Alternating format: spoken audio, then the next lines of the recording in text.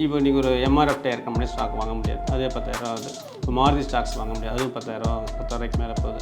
So இப்போ இதே வந்து நீங்கள் மியூச்சுவல் ஃபண்டில் போகும்போது வெறும் நீங்கள் 1000 2000 பார்த்தா கூட எல்லா பெரிய கம்பெனி ஸ்டாக்ஸுமே உங்களுக்கு அதில் இன்வால்வ் ஆகிடும். ஒரு 30-40 கம்பெனியோட ஸ்டாக்ஸ் அது வந்துடும். வாரன் பஃபெட் என்ன சொல்லியிருக்காருனாக்கா, இதை do business or do with business சொல்லுவாங்க.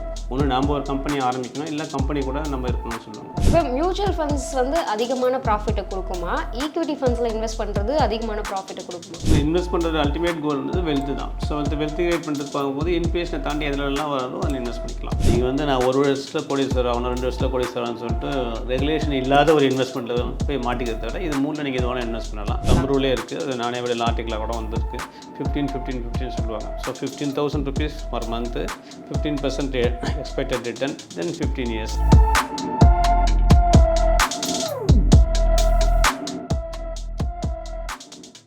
வெல்த் கஃபே நேயர்களுக்கு வணக்கம். மியூச்சுவல் ஃபண்ட்ஸ் குறித்து நம்மளோட சேனலில் நிறைய வீடியோஸ் வந்து பார்த்துட்ருக்கோம். அந்த வகையில் இன்றைக்கி ஒரு முக்கியமான டாபிக் ஈக்விட்டி ஃபண்ட்ஸ், இதை பற்றி தான் பார்க்க இருக்கோம். இதை பற்றி நமக்கு நிறைய விளக்கம் அளிப்பதற்காக சர்டிஃபைடு ஃபினான்ஷியல் பிளானர் பாரதிதாசன் அவர்கள் நம்ம கூட நிகழ்ச்சியில் இணைந்திருக்காங்க. வணக்கம் சார். வணக்கம் மேடம். சார், இப்போது ஈக்விட்டி ஃபண்ட்ஸ் அப்படின்னா என்ன? ஈக்விட்டி ஃபண்ட்ஸ்லாம் வந்து பங்கு சந்தை சார்ந்த நிறுவனங்களோட ஷேர் வந்து டெய்லி ஒன்று ஏறிட்டு இருக்கும், இறங்கிட்டு இருக்கும், பங்கு சந்தை சார்ந்து இருக்கும். ஸோ இப்போ மியூச்சுவல் ஃபண்ட்ஸ் அப்படின்னு பார்க்கும்போது இந்த மியூச்சுவல் ஃபண்ட்ஸ்க்கும் ஈக்விட்டி ஃபண்ட்ஸ்க்கும் என்ன வித்தியாசம் சார்? மியூச்சுவல் ஃபண்ட்ஸ்னாலும் they are also investing in mutual fund தான் மேடம். மியூச்சுவல் ஃபண்டு பார்த்தீங்கன்னாக்கா இல்லை ஒரு ரூபாய்க்கு 2 பக்கம் இருக்கீங்களா, அந்த மாதிரி தான். ஒரு பக்கம் வந்து டெப்ட்னு சொல்லுவாங்க, ஒரு பக்கம் வந்து ஈக்விட்டி சொல்லுவாங்க. மியூச்சுவல் ஃபண்டில் வந்து A to Z எல்லா ப்ராடக்ட்டும் இருக்குது. ஈவன் டெட் ஃபண்டும் இருக்குது. டெட் ஃபண்ட் மீன்ஸ் கடன் சார்ந்த பங்குகள். ஈக்விட்டினா டைரெக்டாக வந்து பங்கு சந்தை சார்ந்த பங்கு. Okay sir. இப்போ வந்து மியூச்சுவல் ஃபண்ட்ஸில் இன்வெஸ்ட் பண்ணுறது வந்து பெட்டரா இல்லை ஈக்விட்டி ஃபண்ட்ஸில் இன்வெஸ்ட் பண்ணுறது பெட்டரா? ஈக்விட்டி ரெண்டுமே நல்லது தான் மேடம். இன்வெஸ்ட் பண்ணால் பெஸ்ட்டு. ஆனால் வந்து என்னென்னா ஈக்விட்டியில் டைரெக்டாக ஈக்விட்டியில் இன்வெஸ்ட் பண்ணும்போது ரிஸ்க் ஜாஸ்தி இருக்கும்.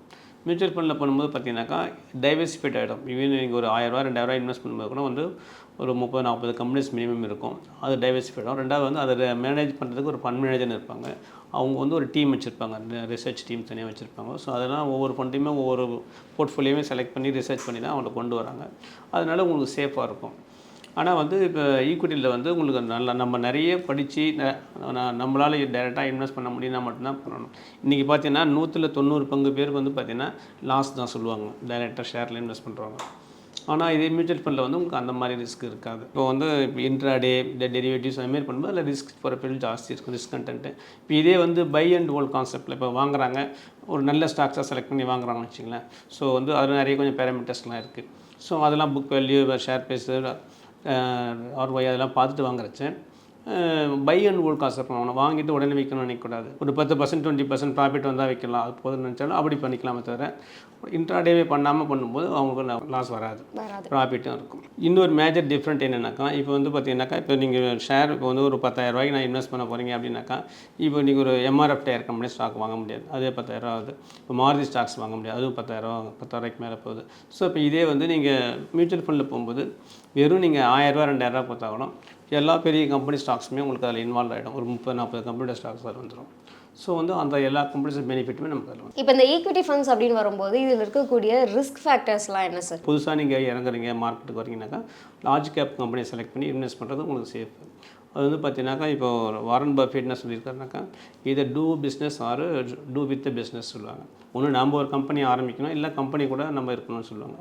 அந்த மாதிரி கம்பெனியில் கூட நம்ம இருக்கும்போது வந்து நம்ம ரீச் ஆகிறதுக்கான நிறைய வாய்ப்புகள் இருக்குது. இப்போ மியூச்சுவல் ஃபண்ட்ஸ் வந்து அதிகமான ப்ராஃபிட்டை கொடுக்குமா, ஈக்விட்டி ஃபண்ட்ஸில் இன்வெஸ்ட் பண்ணுறது அதிகமான ப்ராஃபிட்டை கொடுக்குமா? இது வந்து நீங்கள் அந்த மாதிரி நம்ம கரெக்டாக ப்ரெடிக்ட் பண்ண முடியாது மேடம். ஏன்னா வந்து மியூச்சுவல் ஃபண்ட்லேயும் வந்து இந்த போர்ட்ஃபோலியோ டிபெண்ட் பண்ணி தான் ரிட்டர்ன்ஸ் இருக்குது.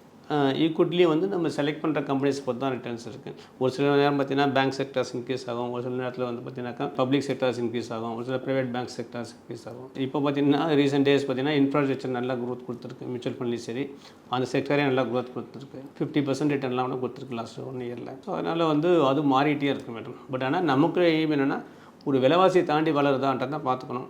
நீங்கள் ஈக்விட்டிலையும் பண்ணலாம், மியூச்சுவல் ஃபண்ட்லையும் பண்ணலாம். ஈக்விட்டியில் நாலேஜ் கம்மியாக இருக்குது அப்படின்னா மியூச்சுவல் ஃபண்டில் பண்ணுறது சேஃப். இப்போ வந்து ஒரு இன்வெஸ்டர் பாயிண்ட் ஆஃப் வியூவிலேருந்து சொல்லணும் அப்படின்னா நான் எதுக்காக ஈக்விட்டி ஃபண்ட்ஸில் இன்வெஸ்ட் பண்ணணும், அது எதனால் ஒரு பெஸ்ட் ஆப்ஷனாக இருக்கும் sir? Ultimate goal wealth creation தான் மேடம். எனக்கு பணம் வேணும். இதெல்லாம் சரி, பணம் வந்து நீங்கள் ஒரு உண்டியில் வச்சுக்கிறதுக்கும் பேங்க்கில் வச்சுக்கிறதுக்கும் வித்தியாசம் இருக்குது. பேங்க்கில் வச்சுக்கிறதுக்கும் அடுத்து இப்போ போஸ்ட் ஆஃபீஸில் RDயில் வைக்கிறதுக்கு போஸ்ட் ஆஃபீஸில் வைக்கிறதுக்கும் இன்வெஸ்ட் பண்ணுறதுக்கும் வித்தியாசம் இருக்குது. இப்போ இன்வெஸ்ட் பண்ணும்போது உங்களுக்கு ப்ராஃபிட் ஜாஸ்தி வரும். பேங்க்கில் வச்சுக்கிறது ஒரு 2% தான் இன்க்ரீஸ் ஆகும் சேவிங்ஸ் அக்கௌண்ட்டில். அதே நீங்கள் எஃப்டியில் போடும்போது 5% வருது. ஆனால் இது எல்லாமே வந்து உங்களுக்கு இன்ஃப்ளேஷனுக்கு கீழே தான் இருக்குது. அப்போ நீங்கள் இன்வெஸ்ட்மெண்ட்டாக எய்தர் ஈக்விட்டியில் பண்ணாலும் இல்லை மியூச்சுவல் ஃபண்டில் பண்ணாலும் வந்து உங்களுக்கு வந்து மியூச்சுவல் ஃபண்டில் பண்ணாலும் அது ஈக்விட்டிக்கு தான் போகுது. ஈவன் இப்போ NPSலாம் இருக்கீங்களா, நேஷனல் பென்ஷன். ஆமாம் நேஷனல் பென்ஷன், அது எல்லாமே கூட பார்த்தீங்கன்னா அந்த ஃபண்டு மியூச்சுவல் ஃபண்ட் மூலியமாக தான் போகுது. மியூச்சுவல் ஃபண்ட் மூலியமாக மார்க்கெட் தான் போகுது. இன்வெஸ்ட் பண்ணுறது அல்டிமேட் கோல் வந்து வெல்த்து தான். ஸோ வெல்த் கிரியேட் பண்ணுறது பார்க்கும்போது இன்ஃப்ளேஷனை தாண்டி எதுலலாம் வராலும் அதில் இன்வெஸ்ட் பண்ணிக்கலாம். ஸோ இப்போ இந்த ஈக்விட்டி ஃபண்ட்ஸ் பொறுத்த வரைக்கும் பண்ணக்கூடாத தவறுகள் அப்படின்னு இருக்குல்ல, இந்த மிஸ்டேக்ஸ்லாம் பண்ணாதீங்க அப்படின்னு சொல்லணும்னா எதெல்லாம் சொல்லுவீங்க? சிம்பிளாக சொல்லணும்னா அதாவது வந்து ஒரு ஸ்டாக்ஸ் நீங்கள் தவறான ஒரு ஸ்டாக்ஸ் எடுத்துட்டிங்கனாக்கா அதை வந்து ரீட்டெயிலில் போய் பாருங்கள். லாஸ்ட் பர்ஃபார்மன்ஸ் எப்படி இருக்குது, அதனுடைய டெப்ட் எவ்வளோ இருக்குது, அதனுடைய PE ரேஷியோ என்ன இருக்குது. ஸோ அதெல்லாம் செக் பண்ணிவிட்டு அது வந்து ஃபியூச்சரில் வந்து வளர்றதுக்கான க்ரோத் இல்லைனா அதை சேல் பண்ணிடலாம். சேல் பண்ணிவிட்டு நல்ல ஸ்டாக்ஸை வாங்கிக்கலாம். அதுவே இப்போ நீங்கள் நல்ல ஸ்டாக் வாங்குறீங்க, வேறு ஒரு ரீசனுக்காக இறங்குதுனாக்கா அதை ஹோல்ட் பண்ணிக்கலாம். இன்னும் இறங்கும்போது நீங்கள் மறுபடியும் பை பண்ணிக்கலாம். ஸ்டாக்ஸ் மேலே வந்து இந்த ஃபேக்டர்ஸ்லாம் நல்லாயிருக்கு அப்படின்னாக்கா நீங்கள் வந்து ஏன்னா ரெகுலராக இவ்வளோ டிவிடெண்ட் கொடுத்துட்ருக்கு, எவ்வளோ ப்ராஃபிட் போகுதுனாக்கா அதுமாதிரி ஸ்டாக்ஸை நீங்கள் வாங்கிக்கலாம். விலை குறையும் போதெல்லாம் நீங்கள் ஆப்ஷன்ஸை வாங்கிக்கலாம். சரி, இப்போ வந்து எந்த இன்வெஸ்ட்மெண்ட் மெத்தட் அப்படின்னு பார்த்தாலும் அந்த லிக்விடிட்டி அப்படின்னு ஒரு விஷயம் இருக்குல்ல, என்னோட அவசர தேவைக்கு இது எனக்கு எந்த அளவுக்கு கை கொடுக்கும் அப்படின்னு பார்க்கும்போது ஈக்விட்டி ஃபண்ட்ஸ் பெஸ்ட்டா இல்லை வந்து மியூச்சுவல் ஃபண்ட்ஸ் பெஸ்ட்டா, இல்லை இதில் வந்து லிக்விடிட்டி பண்ண முடியுமா, அதாவது யூஸ் பண்ணிக்க முடியுமா இல்லை பண்ண முடியாது, லாக்இன் பீரியட் அப்படின்லாம் சொல்கிறாங்கல்ல, அது மாதிரி தான் இருக்கா? அதான் மேடம், இப்போ வந்து பார்த்தீங்கன்னா ஈக்விட்டிலேயே நீங்கள் வந்து பணம் ரெடம்ஷன் கொடுத்தீங்கன்னா 2 நாள்லேயே உங்கள் அக்கௌண்ட்டுக்கு பணம் வந்துடும். ஸோ அதே மியூச்சுவல் ஃபண்ட்லேயும் கூட பார்த்தீங்கன்னாக்கா நம்ம எடுத்துக்கலாம். இது வந்து நிறைய பேர் டக்குன்னு பணம் லிக்விடிட்டி பண்ண முடியாதுன்னு நினச்சிட்டு இருப்பாங்க. அது வந்து நீங்கள் ELSS ஃபண்டுன்னு சொல்லுவாங்க, டேக்ஸ் சேவர், அந்த மாதிரி ஃபண்டு நம்ம கொடுக்கும்போது மட்டும்தான் 3 years லாக்இன் இருக்கும். மற்றபடி வந்து நீங்கள் இப்போ எல்லாம் நார்மல் மியூச்சுவல் ஃபண்ட்னா நீங்கள் இன்ஸ்டண்ட்டாக 2 daysலேயே T+2 daysலேயே உங்களுக்கு வந்து 3rd day வந்து அக்கௌண்ட்டில் பணம் வந்துடும். அதுமாரி வந்து பார்த்தீங்கன்னா நீங்கள் இப்போ ஈக்விட்டின்னாக்கா ஒரு டேரெக்டாக ஷேர் வாங்குறது மட்டும் ஈக்விட்டி இல்லை. இப்போ வந்து பார்த்தீங்கன்னா இப்போ மியூச்சுவல் ஃபண்டில் நீங்கள் இன்வெஸ்ட் பண்ணுறது வந்து அதுலேயே ஈக்விட்டி ஃபண்ட்ஸ்னு இருக்குது, தனியாக இருக்குது. அதுமாரி இப்போ NPS நியூ பென்ஷன் ஸ்கீம்ஸ்லாம் இருக்குல்லையா, அதுலேயும் வந்து அந்த பணத்தையும் they're going to invest in mutual fund, அந்த பணமும் போயிட்டு மார்க்கெட்டில் தான் இன்வெஸ்ட் பண்ணுறாங்க. அதேமாரி இப்போ இன்சூரன்ஸ்லேயே பார்த்தீங்கன்னாக்கா யூலி பிளான்ஸ் அந்த மாதிரிலாம் இருக்குல்லையா, அது வந்து IRDAI கண்ட்ரோலில் இருந்தாலும் அந்த பணமும் வந்து மார்க்கெட்டில் தான் இன்வெஸ்ட் பண்ணுறாங்க. ஸோ அப்போ நம்ம வந்து லிக்விடிட்டி பற்றி நம்ம வந்து கவலைப்பட வேணாம், இது மியூச்சுவல் ஃபண்ட்ஸாக இருந்தாலும் ஈக்விட்டி ஃபண்ட்ஸாக இருந்தாலும் கவலைப்பட வேண்டாம் அப்படின்னு. சரி, இப்போ டேக்ஸ் பொறுத்த வரைக்கும் எப்படி சார் ஈக்விட்டி ஃபண்ட்ஸ்க்கு வந்து எந்த அளவுக்கு டேக்ஸ் அப்ளிகபிள்? டேக்ஸ் பார்த்தீங்கன்னா நீங்கள் 1 yearக்குள்ளே எடுக்கிறீங்கனாக்கா ஷார்ட் டேர்ம் கேபிட்டல் கெயின் அதை கட்டி ஆகணும்.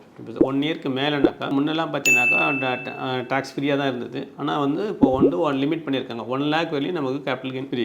1 lakh மேலே பொறுத்து நம்ம பே 10% டேக்ஸ் கட்டி ஆகணும் லாங் டேர்முக்கு. அப்போ ஷார்ட் டேர்ம்னா எவ்வளோ கட்டணும் சார்? 15%. ஷார்ட் டேர்ம்னா 15% கட்டணும். அதாவது நம்மளுக்கு எவ்வளோ ப்ராஃபிட் வந்திருக்கு ப்ளஸ் இனிஷியல் அமௌண்ட்டுக்கு ஏதாவது டேக்ஸ் கட்டணும். அதுக்கு டேக்ஸ் கட்டணும். நம்மளுக்கு வர ப்ராஃபிட்ல இருந்து 15% வந்து நம்ம பண்ணணும். Okay sir. சரி, இப்போ ஈக்விட்டி ஃபண்ட்ஸில் வந்து SIP பண்ணுற மாதிரியான ஆப்ஷன்ஸ் இருக்கா? ஸோ அதில் என்னென்ன மாதிரியான ஆப்ஷன்ஸ்லாம் இருக்குது? ஈக்விட்டிலையும் மியூச்சுவல் ஃபண்ட் மாதிரி நம்ம பண்ணலாம் மேடம். மாதம் SIP மாதிரியே நீங்கள் செட் பண்ணிவிட்டு பண்ணலாம்.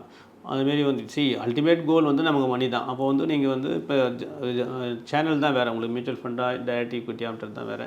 டைரக்ட் ஈக்விட்டிலே ஒரு நல்ல ஒரு நாலேஜ் இருக்குன்னா நீங்கள் ஒரு பர்டிகுலர் ஸ்டாக் நீங்கள் செலக்ட் பண்ணிக்க, ஒரு L&Tனா L&T, TCS மேலே சாஃப்ட்வேர் நம்பிக்கைன்னா TCS, அந்த மாதிரி ஒரு கம்பெனியை செலக்ட் பண்ணிவிட்டு இப்போ இன்ஃப்ராஸ்ட்ரக்சர் நிறைய ரிலேட்டடாக நிறைய போயிட்டுருக்கு. அப்போ அந்த மாதிரி ஸ்டாக்ஸ் நீங்கள் செலக்ட் பண்ணிவிட்டு அதுலேயே மாதம் நீங்கள் ஆட் பண்ணிகிட்டே வரலாம் உங்களுக்கு. சரி, இப்போ நீங்கள் பேசும்போது நிறைய சொல்லுவீங்க, அதாவது நல்ல ஸ்டாக் செலக்ட் பண்ணணும் அப்படிங்கிற மாதிரி சொல்கிறீங்க. இப்போ நம்ம வந்து ஒரு நல்ல ஸ்டாக் செலக்ட் பண்ணணும் அப்படின்னா அதில் என்னென்ன ஃபேக்டர்ஸ்லாம் இன்வால்வ் ஆகிருக்கு? இப்போ நான் போய் ஒரு ஸ்டாக் செலக்ட் பண்ணணும் அப்படின்னா நான் அதை எந்த பேஸில் இது நல்ல ஸ்டாக் நீங்கள் வந்து அந்த ஸ்டாக்ஸ் வந்து இப்போ ஒரு மணி கண்ட்ரோலில் போயிட்டு நீங்கள் மணி கண்ட்ரோல் வெப்சைட்டுக்கு முன்னாடி அதில் போயிட்டு லாஸ்ட் 52 வீக்ஸில் ஹை லோ அதெல்லாம் பார்க்கலாம். அதாவது வந்து புக் வேல்யூ பார்க்கலாம், PE ரேஷியோ பார்க்கலாம், அதில் எவ்வளோ கடன் இருக்குது. ஸோ இந்த மாதிரி ரிசர்ச்லாம் இதுதான் நார்மலாக மியூச்சுவல் ஃபண்டில் ஃபண்ட் மேனேஜரே பண்ணிவிடுவாங்க. நம்ம டைரெக்டாக ஈக்விட்டி நாமளே பண்ணும்போது இதெல்லாம் நம்ம கொஞ்சம் செலக்ட் பண்ணிவிட்டு அதில் நம்ம பண்ணுறது பெஸ்ட். வருஷம் டிவிடெண்ட் கொடுத்துட்டு இருப்பாங்க, நல்ல ப்ராஃபிட்டில் போதுன்னா கொடுப்பாங்க. ஸோ அந்த மாதிரி கம்பெனியை நீங்கள் கன்சிஸ்டண்ட்டாக இன்வெஸ்ட் பண்ணிட்டு வரலாம். இப்போ வந்து நம்ம மியூச்சுவல் ஃபண்ட்ஸ் அப்படின்னு பார்க்கும்போது நம்ம வந்து பார்த்துருந்தோம் ஒரு கோல் பேஸ்டான இன்வெஸ்ட்மெண்ட் வந்து அதில் பாசிபிள் அப்படின்னு சொல்லி. ஸோ அப்போ ஈக்விட்டி ஃபண்ட்ஸ் அப்படின்னு வரும்போது இதுலேயும் அந்த மாதிரி பண்ணிக்கலாமா சார்? தாராளமாக பண்ணலாம் மேடம். ஏன்னா இப்போ நண்பர் கூட பார்த்தீங்கன்னா L&T ஸ்டாக்ஸ் அவர் பிடிச்சின்னு வாங்கிட்டு இருந்தார். அவர் வந்து 300 ரூபாலேருந்து வாங்கிட்டு இருந்தார். ஸோ இன்றைக்கும் வாங்கிட்டு தான் இருக்கார். அது ஒரு அசட்டாக கிரியேட் ஆகும் மேடம்.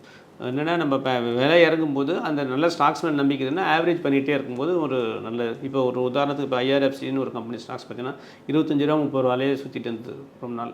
ஆனால் இன்றைக்கி வந்து பார்த்திங்கன்னா 170 rupees ஆயிடுச்சு, 5 foldings ஆயிடுச்சு வித்தின் 6 monthsக்குள்ளே. ஸோ அது வந்து நம்ம கம்பெனி செலக்ட் பண்ணிவிட்டு அது மேலே நம்பிக்கை தான் நம்ம மேலே இன்வெஸ்ட் பண்ணிகிட்டே வரலாம். இப்போ வந்து பார்த்திங்கன்னா நான் ஃப்ரெண்டை பற்றி சொன்னேன், ஒரு எல்என்டி ஸ்டாக்ஸ் ரெகுலராக கன்சிஸ்டண்ட்டாக வாங்கிட்டு இருந்தார் சொன்னார். 300 ரூபாயில் இருக்கும்போது வாங்கினார், இன்றைக்கி 2000 rupeesக்கு வந்துச்சு, 2000 மேலே வந்துச்சு. அது வந்து பார்த்திங்கன்னா ஈவன் கொரோனா பீரியடில் நிறைய குறைஞ்சிச்சு. அப்போ வந்து அவர் பேனிக் ஆகாமல் அப்போ வந்து அதிகமாக தான் வாங்கினார். இன்றைக்கி வந்து பார்த்திங்கன்னா ஒரு 50 lakhs மேலே அவருடைய ஏஎம் இருக்குது அந்த ஒரு ஸ்டாக்ஸில் மட்டுமே. ஸோ இப்படி தான் நம்ம பேனிக் ஆகாமல் நல்ல ஸ்டாக்ஸ் மேலே நம்பிக்கை வச்சு நம்ம வாங்கலாம். ஏன்னா எல்என்டிலாம் வந்து ஒரு பெரிய கம்பெனி தான். ஸோ வந்து இந்தியாவில் இன்ஃப்ராஸ்ட்ரக்சருக்கு ரொம்ப ரொம்ப யூஸ் பண்ணுற கம்பெனி. அதனால் வந்து அது உலகம் முழுக்கவும் அவங்க சர்வீஸ் பண்ணிகிட்டு இருக்காங்க. அதனால் அந்தமாதிரி ஸ்டாக்ஸ் நீங்கள் செலக்ட் பண்ணிவிட்டு வாங்கிட்டே இருந்தீங்கன்னா உங்களுக்கு வந்து இப்போ ஒரு ஈவன் மியூச்சுவல் ஃபண்டில் என்ன ரிட்டர்ன் கிடைக்குதோ அந்த ரிட்டர்னோட அதிகமாக கூட இதில் வாங்கலாம். இப்போ நான் வந்து உங்களுக்கு எல்என்டின்னு ஒரு உதாரணத்துக்கு தான் சொன்னேன். இதுமாதிரி நிறைய கம்பெனிஸ் இருக்குது நீங்கள். ஸோ அது வந்து நம்ம சொல்கிற முக்கியமான பேராமீட்டர்ஸ் வருஷம் கடன் வருஷம் டிவிடெண்ட் கொடுக்குறாங்களான்றதை பார்க்கணும். அதில் வந்து எவ்வளோ கடன் இருக்குதுன்னு பார்க்கணும். அதனுடைய புக் வேல்யூ பார்க்கணும். புக் வேல்யூ மாதிரி ஒரு 3-4 times இருந்ததுன்னா ஓகே. ஒரு சில வந்து பார்த்திங்கன்னா 10 times வரைக்கும் பார்த்தீங்கன்னா அது கொஞ்சம் ஓவர் வேல்யூன்னு அர்த்தம். ஸோ அந்த மாதிரி பேராமீட்டர்ஸ் நம்ம செக் பண்ணிவிட்டு வாங்குறது எந்த கம்பெனியாக இருந்தாலுமே. இப்போ மியூச்சுவல் ஃபண்ட்ஸ் அப்படின்னு பார்க்கும்போது அது பேங்க்லலாம் கூட அவைலபிளாக இருக்குது, இன்சூரன்ஸ் செக்டர்ஸ்லலாம் கூட அவைலபிளாக இருக்குது. அந்த மாதிரி ஈக்விட்டி ஃபண்ட்ஸ் வந்து அங்கெல்லாம் அந்த மாதிரியான பிளேசஸில் அவைலபிளாக இருக்கா? இப்போ நான் வந்து பேங்க்கில் போய் ஒரு ஈக்விட்டி ஃபண்ட்ஸில் இன்வெஸ்ட் பண்ணலாமா? பேங்க்கில் போய் நீங்கள் ஈக்விட்டி ஃபண்ட் பேங்க்கில் வந்து they are selling the mutual fund madam. Through mutual fund they are selling the equity. So இப்போ பண்ணுறதுக்கான வாய்ப்பு இருக்குது. அவங்க nowadays bank they are selling mutual fund, insurance எல்லாமே பண்ணுறாங்க. அப்படின்னும்போது அவங்க யூலிப் பிளான் கொடுக்கலாம், அவங்க வந்து மியூச்சுவல் ஃபண்ட் சேல் பண்ணலாம். So that is also indirectly go to the market only. சரி, இப்போ நம்மளே வந்து இப்போ நிறைய ஃபண்ட்ஸ் பற்றி பேசிட்டோம், யூலிப் பற்றி பேசிட்டோம், மியூச்சுவல் ஃபண்ட்ஸ் பற்றி பேசிட்டோம், ஈக்விட்டி ஃபண்ட்ஸ் பற்றி பேசிட்டோம். இப்போ இவ்வளோ ஆப்ஷன்ஸ் அவைலபிளாக இருக்கும்போது ஒரு சின்ன கன்ஃபியூஷன் வருதுல்ல, எதில் போய் இன்வெஸ்ட் பண்ணலாம், எது பெஸ்ட் அப்படின்ட்டு. ஸோ நீங்கள் சொல்லணும்னா எது சொல்லுவீங்க? இப்போ நீங்கள் சொன்ன மூணுமே வந்து ரெகுலேட்டட் உள்ள ப்ராடக்ட் தான் மேடம். இதில் ஒன்று இன்வெஸ்ட் பண்ணலாம். நீங்கள் வந்து நான் 1 வருஷத்தில் கோடீஸ்வரர் ஆகணும், 2 வருஷத்தில் கோடீஸ்வரர் ஆகணும்னு சொல்லிட்டு ரெகுலேஷன் இல்லாத ஒரு இன்வெஸ்ட்மெண்ட்டில் போய் மாட்டிக்கிறத விட இது மூணில் நீங்கள் இது வேணால் இன்வெஸ்ட் பண்ணலாம். ஐஆர்டி கண்ட்ரோலில் இருக்க யூலிப் பார்த்தீங்கன்னாக்கா அது வந்து இன்சூரன்ஸ் கம்பெனி கலந்துருக்கிறதுனால அதில் கொஞ்சம் சார்ஜஸ்லாம் எடுப்பாங்க. ஸோ அதில் வந்து போர்ட்ஃபோலியோஸ் கொஞ்சம் மாறும். இப்போ மியூச்சுவல் ஃபண்ட்லனா ஃபண்ட் மேனேஜர் கொஞ்சம் கேர் எடுத்துப்பாங்க ஜாஸ்தி. ஈவன் ஐஆர்டிஏ இன்சூரன்ஸ்லேயும் ஃபண்ட் மேனேஜர் இருப்பாங்க. இருந்தாலும் வந்து இதில் கொஞ்சம் எக்ஸ்பென்ஸ் ரேஷியோ வந்து பார்த்திங்கன்னா இதுக்கு கொஞ்சம் மாறுபடும். டைரெக்டாக ஈக்விட்டி வாங்கும்போது எக்ஸ்பென்ஸ் ரேஷியோ கொஞ்சம் கம்மியாகும். இப்போ இதுக்கு 0.5னா 0.25 ஸோ அந்த மாதிரி இருக்கும்.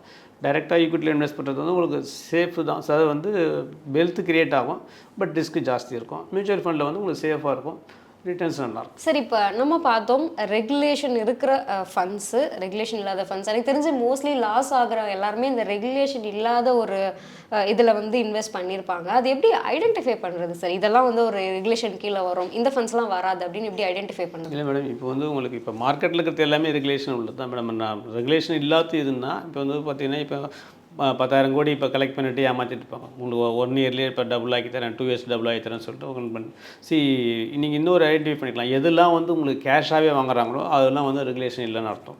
ஓகே, புரியுங்களா? நீங்கள் எவ்வளோ இன்வெஸ்ட் பண்ணலாம், கேஷாக கொடுங்க அப்படிலாம் சொல்லி வாங்குவாங்க. ஸோ அது அந்த மாதிரி கம்பெனிஸ் தான் சீட்டட் கம்பெனிஸ். அப்போ ஒரு கம்பெனியில் போய் இன்வெஸ்ட் பண்ணுறோம் அப்படின்னா அங்கே என்னென்னலாம் பார்க்கணும் சார்? இப்போ இந்த மாதிரி நீங்கள் சொல்லுங்கள் எனக்கு கேஷாக வாங்குறாங்க, அப்போ நீங்கள் வந்து கொஞ்சம் காஷியஸாக இருக்கணும் அப்படிங்கிற மாதிரி ஏதோ ஒரு கம்பெனி தெரியாமல் போயிட்டாங்க, அதில் இன்வெஸ்ட் பண்ணிட்டாங்க அப்படின்னா அவங்க என்ன பண்ணலாம்? இல்லை, வெளியில் எவ்வளோ சீக்கிரம் வெளியில் வர முடியாது, வெளியில் வந்துக்கலாம். ஏன்னா இப்போ நிறைய கம்பெனிஸ் அதாவது வந்து வெளிநாட்டுக்கு போயிட்டாங்க, ஏமாற்றிட்டு போயிட்டாங்க. ஸோ வந்து இப்போ ஆயில் கம்பெனியில் இன்வெஸ்ட் பண்ணுறேன்னு சொல்லியிருப்பாங்க, கோல்டில் இன்வெஸ்ட் பண்ணுறேன்னு சொல்லியிருப்பாங்க. ஸோ வந்து அவங்க வந்து ரெகுலேஷன் இருக்கா, எது மூலிமா அவங்க இன்வெஸ்ட் பண்ணுறாங்க, நம்ம இப்போ இன்வெஸ்ட் பண்ணுற போனால் எங்கே போகுதுன்றதை நம்ம தெரிஞ்சுக்கிட்டு இன்வெஸ்ட் பண்ணணும். நீங்கள் டேரெக்டாக பங்கு சந்தையில் பண்ணுறீங்கன்னா அது வந்து ரெகுலேஷன் இருக்குது, சரிங்களா? நீங்களே போய்ட்டு அந்த டேரெக்டாக இன்வெஸ்ட் பண்ண முடியும். இல்லை நீங்கள் இதுமாதிரி கேஷாக போகிறீங்கன்னா புரோக்கர் மூலிமா வேறு எங்கேயோ தப்பாக மிஸ்யூஸ் பண்ணுறாங்க. சரி, இப்போ வந்து எல்லாருக்குமான எய்ம் என்ன இருக்கும் அப்படின்னா அந்த க்ரோர் அதை டச் பண்ணணும் அப்படிங்கிற மாதிரி தான் இருக்கும். இப்போ இந்த 1 crore டச் பண்ணணும் அப்படின்னா எந்த இன்வெஸ்ட்மெண்ட் ஆப்ஷன் பெஸ்ட்டு சார்? நீங்கள் 1 crore இன்வெஸ்ட் பண்ணணும்னாக்கா ஒரு மியூச்சுவல் ஃபண்டு சேஃபானதாக இருக்கும் மேடம். மியூச்சுவல் ஃபண்டில் வந்து பார்த்தீங்கன்னா ஒரு 15,000 மாதம் உங்களால் இன்வெஸ்ட் பண்ண முடியும், சேவ் பண்ண முடியும்னாக்கா ஒரு 15 வருஷத்தில் நீங்கள் 1 crore ஈஸியாக பண்ணலாம். அது தம்ரூலே இருக்குது, அது நானே விட ஆர்டிக்கலாக கூட வந்திருக்கு. 15 சொல்லுவாங்க. So 15,000 rupees per month, 15% expected return, then 15 years 180 month. இதில் வந்து பார்த்தீங்கன்னாக்கா நம்ம டோட்டலாக பே பண்ணுறது 27 lakhs தான் இருக்கும். இது ஓவரால் அப்ரிசியேஷன் 1 crore. அப்போ வந்து 73 lakhs வந்து அதோடைய அப்ரிசியேஷன் தான். இது வந்து பார்த்தீங்கன்னா நிறைய மியூச்சுவல் ஃபண்ட் கம்பெனி கொடுத்துருக்கு. ஈவன் பார்த்தீங்கன்னா வெறும் 2000 கட்டி கூட 20 வருஷத்தில் கோடீஸ்வரராக ஆகியிருக்காங்க மியூச்சுவல் ஃபண்டில். அந்த எவ்வளோ நாள் நீங்கள் வெயிட் பண்ணுறீங்க, ஏன்னா இந்த பவர் ஆஃப் காம்பவுண்டிங்கில் வளரும்போது அந்த பவர் ஆஃப் காம்பவுண்டிங் ஃபார்முலா எண்ணுக்கு தான் வேல்யூ ஜாஸ்தி. ஸோ எவ்வளோக்கு எவ்வளோ இயர் ஜாஸ்தி ஆகுதோ அதுக்கு மாதிரி உங்களுக்கு கூட்டு வண்டியோட மகிமை கிடைக்கும். சார், இன்னைக்கு வந்து நிகழ்ச்சியில் கலந்துக்கிட்டு ஈக்விட்டி ஃபண்ட்ஸ் பற்றி நிறைய விஷயங்களை பகிர்ந்துக்கிட்டீங்க. நிகழ்ச்சியில் கலந்துக்கிட்டதுக்கு ரொம்ப நன்றி சார். நன்றி மேடம். நேர்களே, ஈக்விட்டி ஃபண்ட்ஸ் பற்றி இன்னைக்கு நிகழ்ச்சியில் தெரிஞ்சுக்கிட்டோம். இன்னும் இந்த மாதிரி எக்கச்சக்கமான வீடியோஸ் உங்களுக்காக காத்துக்கிட்டு இருக்கு. தொடர்ந்து பாருங்க. மறக்காம வெல்த் கஃபே சேனலை சப்ஸ்கிரைப் பண்ணிக்கோங்க. இந்த வீடியோ உங்களுக்கு பிடிச்சிருந்தா லைக் பண்ணுங்க, ஷேர் பண்ணுங்க, கமெண்ட் பண்ணுங்க. மறக்காம வெல்த் கஃபே தமிழ் சேனலை சப்ஸ்கிரைப் பண்ணிட்டு பெல் பட்டனை கிளிக் பண்ணுங்க.